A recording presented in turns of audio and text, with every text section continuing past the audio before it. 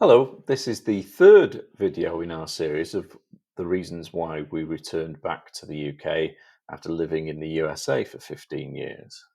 So this topic is now how we felt America changed during those 15 years.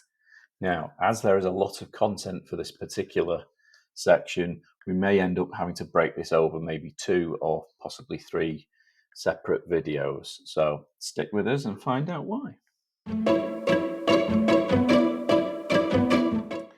So I just want to mention that my voice is not the best at the moment.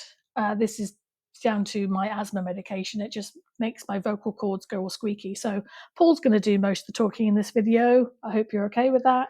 I will chip in here and there, but I do apologize if you find it hard to hear me.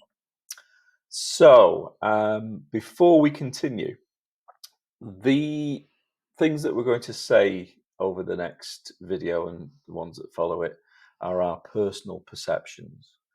We don't want to upset anybody. We don't want to rock any boats. This is just the way that we perceive the changes that happened in what we thought happened in the United States from the time that we arrived till the time that we left. Yeah, and how they affected us Personally.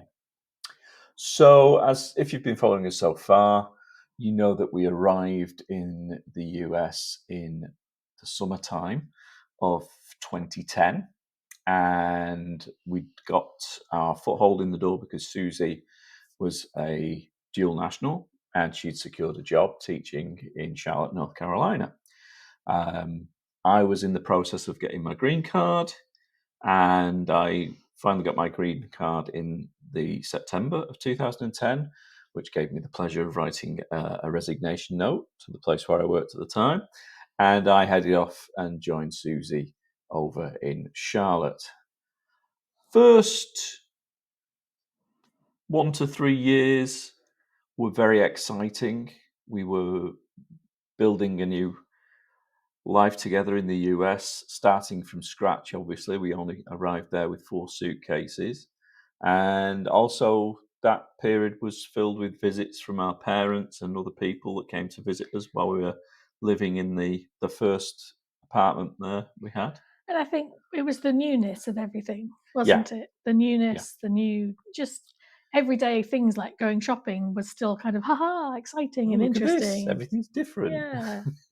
So that was kind of our honeymoon period, wasn't it? Yeah, and the school where Susie was teaching, people there were very, very social and open, and invited us into their homes and for parties and things. And Thanksgiving And and Thanksgiving Christmas. and Yeah. summer. So, that's July the 4th and all that, Independence Day, and it was great. We were working hard. We were. Initially, Susie was building up you were teaching biology at the time. Was it biology? No, chemistry. Well, I can't remember. Initially biology, and then I got all the other bits, marine biology, biotech.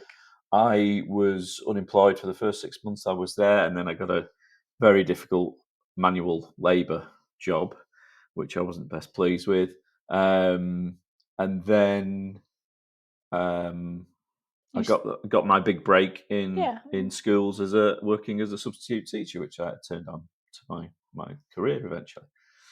The summer holidays were great. We'd have people coming over to visit, and we'd go away. Yeah, enjoy ourselves. We got to see some similar sites. We got to see some unfamiliar things. So, for example, sorry, there's a little fly buzzing around. We got my family came over and we went down and joined them at Disney in Florida. Your father came over Christmas. And we did unknown flit to Agecroft Hall. Yeah, we went up to DC as well with Dad, didn't we? So we did lots of things, and in hindsight, as good as it was, we were very naive. I think we were quite naive. We were caught up. We weren't really caught up with American politics. We'd seen it from a distance. Yeah. We arrived there in the middle of Obama's first term as president, and we really saw the intensity of it with the first general election in 2012, it was a bit of a culture shock, that, because in the UK, they can only start advertising for the general election or elections past political broadcasts 6 weeks before the day of the election, whereas in America, it was a 2-year build-up. And it's also, at that time with Obama, and it was McCain, wasn't it? Yeah. It was still what I would call civil. Yeah. There wasn't the bipartisanship that you see. Bipartisanship, the word, or is it the opposite? Partisanship. Partisanship. Yeah, bipartisan was they work together. Partisan. Yeah, they weren't as polarized. Yes. As they would become. We benefited. There's no doubt we benefited from that time in the US, where the economy was rebuilding itself after 2008, because there were stimuluses, tax breaks, and of course, Obamacare eventually came through. Yeah, initially with my job as a teacher, even it's a charter school, so both of us had health insurance through the school, but the third year, I think it was, at the school, they said that there were not enough people who were taking up the group insurance with the school, so they didn't offer it, but they gave us the money, and so we had to get Obamacare, didn't we? Yeah, because it was the only way we could afford insurance, and it worked out pretty well for us. Because of the stimulus packages, they started building new homes again, and we got our first house in America in 2013 on the back of that stimulus in growing the economy. So by the autumn of 2016, we were settled in our first American house. Our first house that we ever bought together as well. Yeah. You were you just started at? I was in my third charter school. I was in my last year of getting my teaching and history degree, and the year before 2 years before we'd adopted a pair of cats. Yes. So we were in a happy place. So we felt we were living our American dream. Yeah. And then in the lead up to the election in 2016, we started to see cracks appearing. Now, if you were aware at the time, a lot of people felt that the candidate, Donald Trump, was a bit of a joke candidate. Yeah. And as we now know, historically speaking, that wasn't a funny joke, was it? In the US on a Sunday morning, they have political shows on all the big four channels. And when he threw his hat in the ring, across the board, it was ridiculed. Yes. And then it was a media frenzy, wasn't it? Yeah.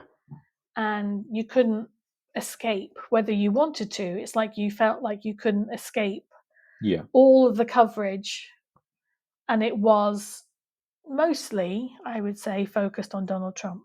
Yeah. And it grew, and it grew, and it grew.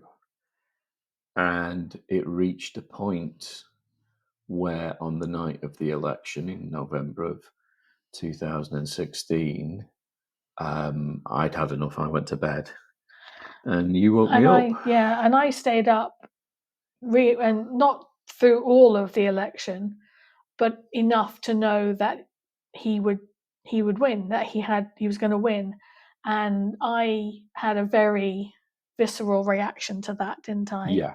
I was crying because in my world, obviously I'm a woman, but I'm a scientist, and it seemed that him and his policies were just going to were flying in the face of everything that I believed in. I still believe that he is a misogynist. He wanted and has succeeded in sowing distrust in science. A lot of people don't seem to trust in experts anymore. everybody can have a conspiracy theory and everybody can feel validated in having that conspiracy theory. And again, we're not trying to knock on anybody. It's just personally, I felt ill. I felt quite sick to my stomach knowing that he was going to be the president. And because he was forever making pronouncements and saying things that were the opposite of a lot of what people thought at the time, it suddenly gave license to people who'd hidden their opinions because their opinions were pretty horrible. Yeah. Well, they thought if he can say it and he can do it, And then, he's gotten away with it. and he's getting away with it, why can't we? And there was a shift. And people who'd kept their misogyny and racism and every other crackpot theory were suddenly given license to step out into the light and try and control the narrative of things. And this whole rise of alternative facts, it just started to make us not feel comfortable, shall we say. Not crazy uncomfortable. If you've been watching us, as you know, we don't have children. So the whole idea of, religious and abortion beliefs and all of these things were not going to affect us.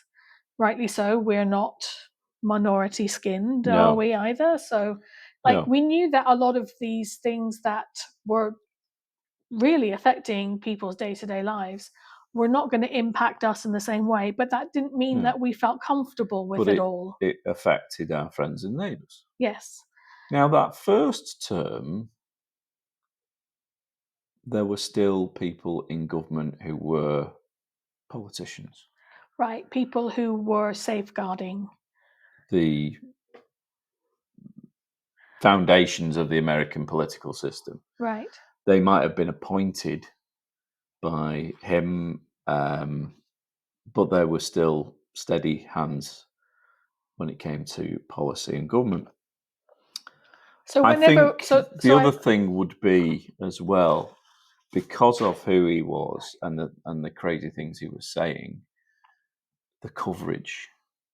I don't think we ever saw that much coverage of President Obama while we were living in the US in the 1.5 years of 1.5 parts of his first two terms. Right. The saturation of the media on what he said, he'd appear on the news or he'd make announcements like when Bin Laden was killed, things like that.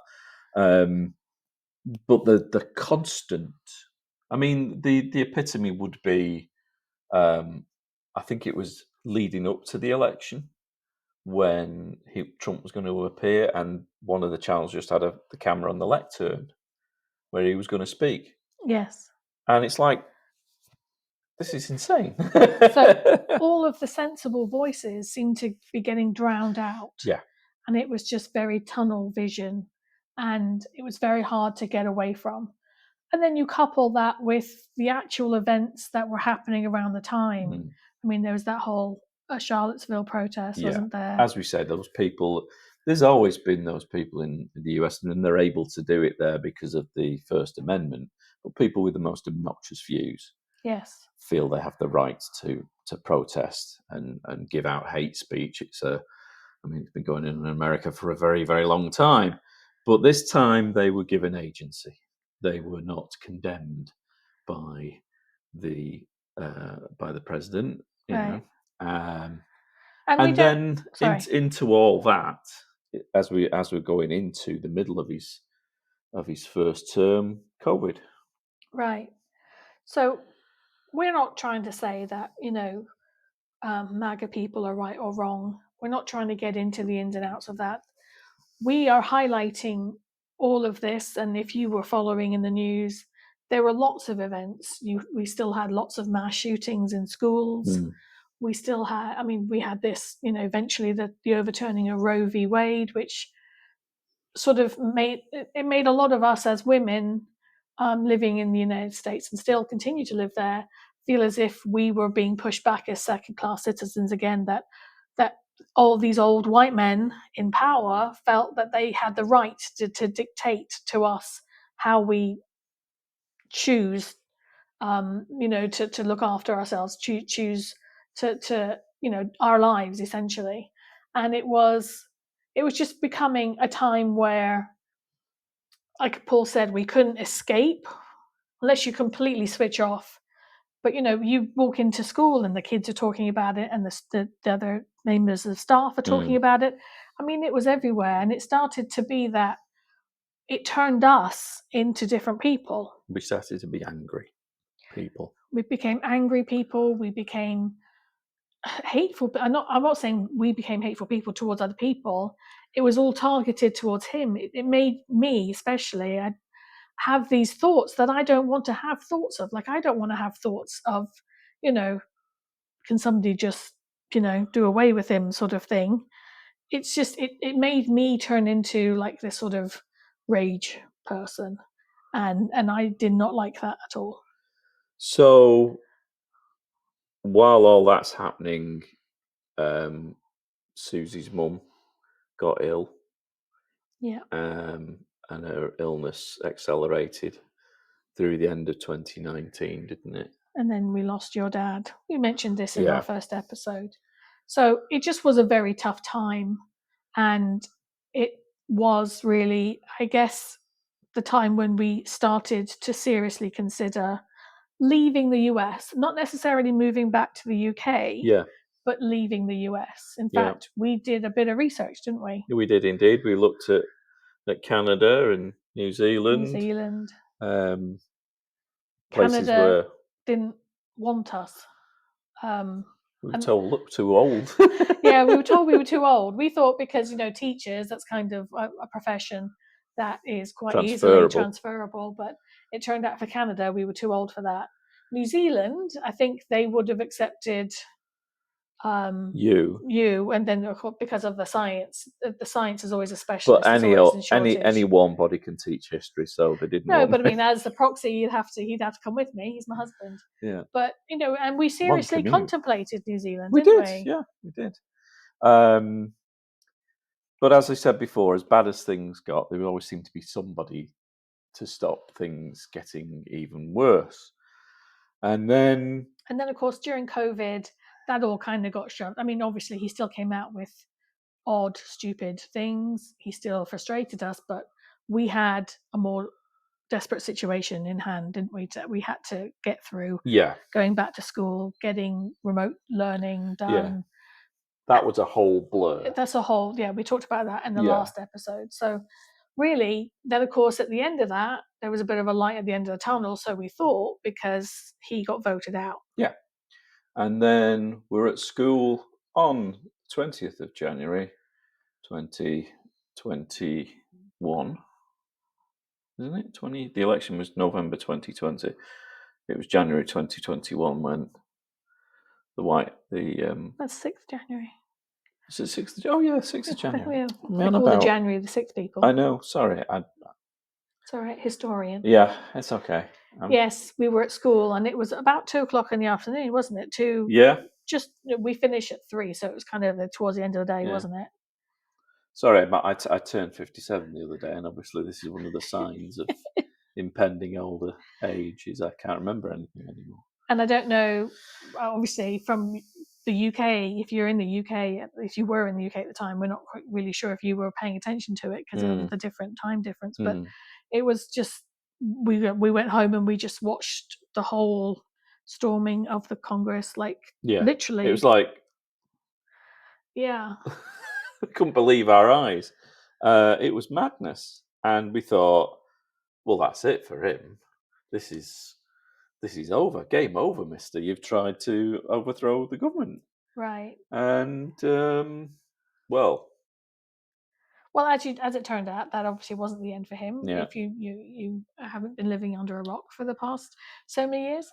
But for us, at least, we felt it was a bit of a reprieve. But I will say, I mean, the whole point is what that we're trying to make is that sowed the seeds of we wanted to leave America.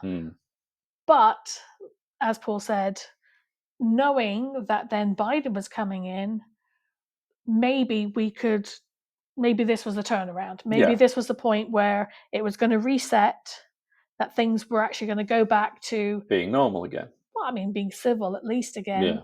And that this was just a small little experiment that went wrong and is now just going to be consigned to history. But of course, we got it wrong. So we're going to leave it there for this video. And in the next video, we will talk about how we felt things were going to get better. And we don't mean like, everything in the world, but like how we felt our lives were going to get better now that the craziness was going to calm down. But the problem we felt like we could continue to live there. The problem was the craziness wasn't going to go away. And we'll look at that in greater detail in the next segment. Yes. Correction. Yeah, erratum. It was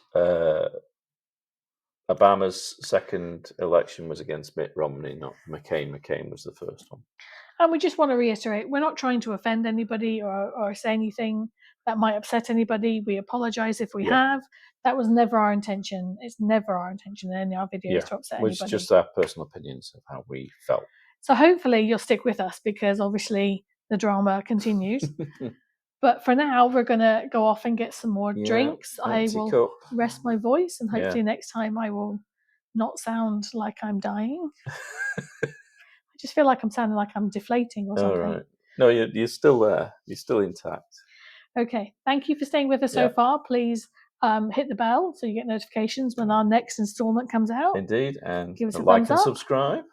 And cheers for now. Yeah, take care. Bye for now.